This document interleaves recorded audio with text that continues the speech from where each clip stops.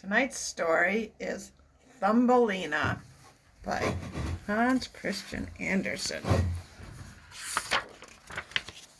Once there was a tiny girl. She was sweet and pretty and no taller than your thumb, so Thumbelina was her name.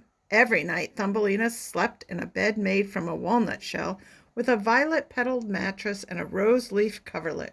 Every day Thumbelina played in a small garden where she rowed her tulip-petaled boat from side to side on a tiny lake. She made the most charming sight, and as she went along in her boat, she sang in the sweetest little voice you ever heard. One night, as Thumbelina lay sleeping in her pretty bed, a great ugly toad came hopping by and saw the lovely maiden. "She would make just the wife for my son," thought the toad. She snatched up Thumbelina and hopped back to her home in the muddy bank of the brook. She put sleeping Thumbelina on a water lily leaf.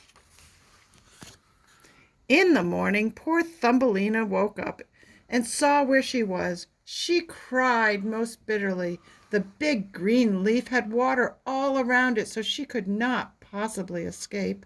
The little fishes that swam in the water below heard Thumbelina crying. They had caught sight of the ugly toad and knew what she had in mind. So they swarmed around the tough green stalk that held Thumbelina's leaf and gnawed it through with their teeth. Then, with Thumbelina on it, the leaf floated down the brook, far from the toad and her son. At last, the leaf boat swirled to a stop against a mossy bank in a strange forest world. All through the summer, Thumbelina lived quite alone in that enormous wood. From blades of grass she wove a bed. This she hung neatly under a large leaf which sheltered her from the rain. For food, she had honey from the flowers. For drink, the morning dew on the leaves. And so she passed the summer and autumn. Then came winter, the bitter winter. All the birds flew away, the flowers withered, the leaf under which she had lived shriveled up and turned to a faded yellow. As Thumbelina searched for a new shelter, it began to snow. And every time a snowflake fell on her, it was as if a whole shovelful was thrown on one of us. So delicate and tiny was she. At last, on the fringe of the wood, she came to a field mouse's door.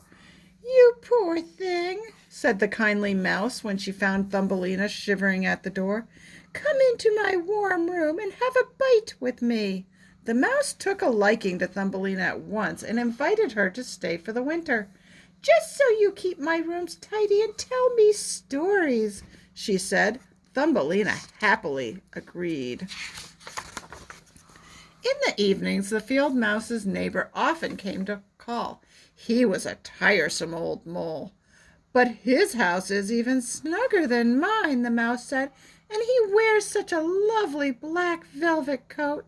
If only you could get him for a husband, you'd be well off indeed."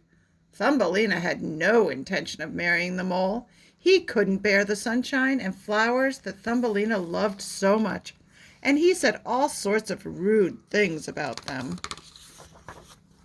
One day, in the long passage of the mole's house, Thumbelina found a bird. It was a swallow, numb with cold and almost dead. She wove a fine blanket of hay for the swallow and covered him with it. She brought him water in the petal of a flower and took care of him all winter long. When she was not caring for the swallow, Thumbelina spent her time spinning and weaving her trousseau with the help of some spiders, for the tiresome mole had proposed to her, and the mouse decided that they should be married soon. Poor Thumbelina! She grew sadder and sadder as the wedding day grew near. She would have to say goodbye to the sun and the flowers, since the mole did not care for them. When spring arrived, Thumbelina opened a hole in the roof of the passage, and the swallow stepped out into the sunshine. How happy the swallow was to be free! Thumbelina watched him with tears in her eyes, for it was her wedding day. "Come with me," Thumbelina begged the swallow, for he could not bear to have her marry the mole and live forever underground. "We shall fly away to the warm countries where there is always summer. and there are lovely flowers."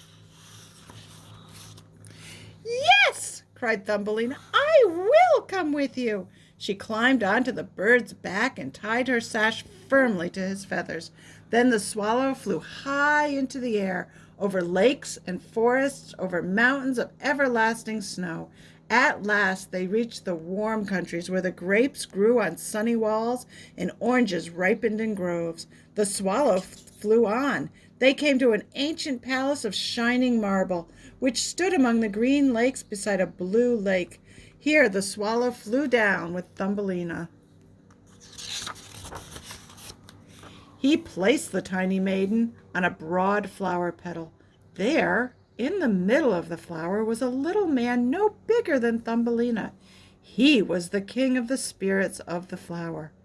"My, how handsome he is!" thought Thumbelina. The little king was equally enchanted at the sight of Thumbelina.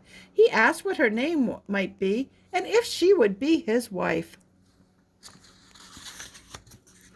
"Yes, I will," said Thumbelina shyly. So the king took the crown from his own head and placed it on hers. At that moment, from every flower, a tiny lady or gentleman appeared, bringing a gift for the new queen. Her favorite gift of all was a pair of beautiful wings from a white butterfly. These were fastened to her back so she could flit from flower to flower. Such rejoicing there was then, and flying close to the happy couple was the swallow, who sang for their happiness with all of his loving heart. The end.